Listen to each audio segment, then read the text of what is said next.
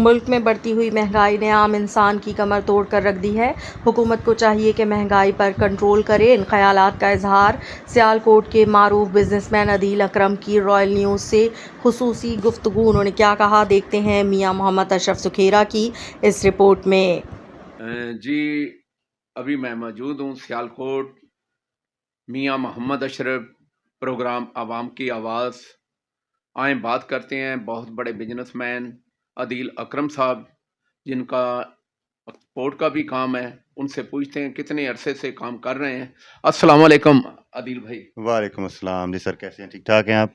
अल्हम्दुलिल्लाह मैं ठीक ठाक हूँ, आप सुनाएं। अल्हम्दुलिल्लाह बिल्कुल ठीक ठाक। पहली बात तो ये कि मैं वो बहुत बड़ा बिजनेसमैन तो नहीं हूँ, लेकिन छोटा मोटा तो हैं ही हैं। हमारा इंपोर्ट एक्सपोर्ट का कस्टम क्लियरिंग एजेंसी का काम है, plus freight forwarding, plus transportation.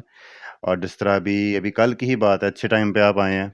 अभी कल ही 35 रुपये डीजल बढ़ा है, उसकी वजह से आज ना गाड़ियाँ मिल रही हैं, ना कुछ और हो रहा ना है, पेट्रोल मिल रहा है। कुछ भी नहीं हो रहा। अभी कराची में भी मेरे 2-3 कंटेनर खड़े हुए हैं, वो कह रहे हैं कि सर जी गाड़ी नहीं मिल रही, पेट्रोल डीजल इतना बढ़ा है तो हमारा अब हम रेट ये चार्ज करेंगे, वो करेंगे, इस तरह करेंगे।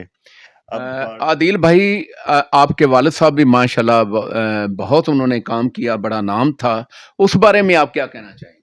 अब्बू ने तो 1978 से काम करना शुरू किया था। उन्होंने तो तकरीबन अपनी सारी उम्र लगाई है। जितनी मेरी उम्र है उससे ज़्यादा तो उनका एक्सपीरियंस था, उससे ज़्यादा टाइम हो गया इस कंपनी को।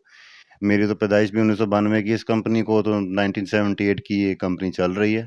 इंशाल्लाह 2 साल बाद 50 साल इसको पूरे हो जाएंगे इस कंपनी को। तो बाकी जब अब्बू थे तब तो चीज़ें आपको पता ही है, जब बड़े होते हैं तो फिर उनके तरीक़ाकार डिफरेंट होते हैं, उनका एक नाम अलग चलता होता है मार्केट में। जी। तो अभी आप बता रहे थे कि कुछ कंटेनर आपके कराची में भी खड़े हुए हैं महंगाई की वजह से, उसमें आप रोशनी डालें। उसमें इस तरह ही है कि अब थोड़ी बहुत नेगोशिएशन होगी, वो कुछ थोड़ा बहुत कहेंगे कि भी हमारा रेट इतना ज़्यादा है, फिर अब मैंने पार्टियों को पहले रेट कुछ ना कुछ दिया होता है। अब जिस तरह वो डीज़ल चेंज हुआ है, अब मुझे पार्टियों के साथ अलग बार्गेनिंग करनी पड़ेगी कि सर अब आप डीज़ल इतना रुपए बढ़ा है तो उससे इतना परसेंटेज आपकी बढ़ेगी, 20%, 30% जितना भी है। अब वो सारी नेगोशिएशन होगी। अब जो कुछ मूवमेंट वगैरह स्टार्ट होगी, मोस्ट प्रोबेबली वो मंडे ट्यूसडे को जाके होगी। आज के दिन तो मैं बैठ के कोई काम नहीं कर सकता। आदिल भाई, लेबर के हवाले से आपको पता है महंगाई के हवाले से लेबर बेचारी बहुत परेशान है, उस बारे में क्या कहना चाहिए? लेबर को तो वैसे ही नॉर्मली ही कोई ना कोई रिलीफ मिलना चाहिए गवर्नमेंट की तरफ से। जिस तरह मेडिकल और एजुकेशनल होता है, जो भी इंसान तबका, जो भी बंदा बाहर भाग फिर रहा है, वो किस लिए भाग फिर रहा है कि अपने बच्चों की रोजी रोटी के लिए, उनकी मेडिकल चीज़ों के लिए, वो पूरा करने के लिए। गवर्नमेंट ही उस चीज़ में थोड़ा बहुत उनको फैसिलिटेट कर दे, जिसमें एक तरह कह लो कोई भी फैसिलिटेशन करे, कुछ भी आधा आधा कुछ कर ले, तो उससे उनके लिए बेहतरी हो जाएगी लेबर के लिए। तो आदिल भाई, आप गवर्नमेंट को क्या पैगाम देना चाहेंगे, क्या रिक्वेस्ट करेंगे कि महंगाई पे रिलीफ मिले, काबू डालें? अभी महंगाई पे रिलीफ गवर्नमेंट भी नहीं दे सकती।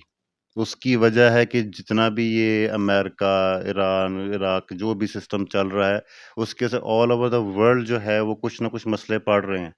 अभी उनको इस चीज़ को टैकल करना, जहाँ पे जो महंगाई खड़ी है, इन्फ्लेशन रेट को ये सिंगल डिजिट पे ही रख लें, यानी कि मैक्सिमम 9%, 10 पे ना जाएँ, डबल डिजिट पे ना जाएँ, उतना ही कर लें तो इनके लिए बहुत बड़ी अचीवमेंट है। क्योंकि मैं खुद एमफिल इकोनॉमिक्स मैंने किया हुआ है, तो मुझे इन चीज़ों का आइडिया है कहाँ पे ये रिलीफ दे सकते हैं, कहाँ पे कौन-सी पॉलिसी ये लोग चेंज कर सकते हैं, मॉनेटरी या दूसरी फिस्कल पॉलिसी।